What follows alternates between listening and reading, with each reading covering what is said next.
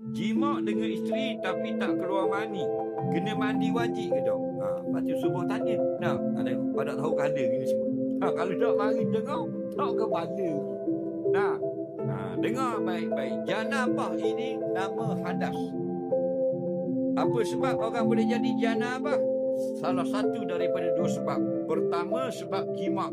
Tak keluar mani sekalipun, dia berjanabah. Janabah dia. Adanya janabah, bukan haid, bukan nifas. Yang kedua, keluar mani walaupun tanpa jima.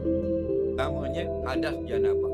Contoh keluar mani tanpa jima, iaitulah orang apa benda ni bermimpi. Budak-budak muda, dia mimpi bangun keluar mani.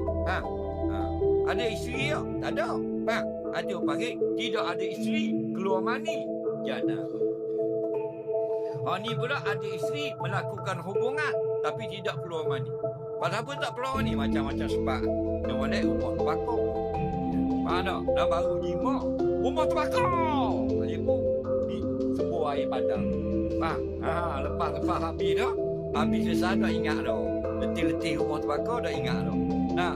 Tidur.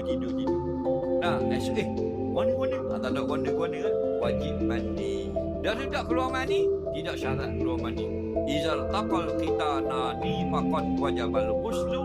Nabi kata bila berlakulah jima, wajib mandi, tidak syarat keluar mani.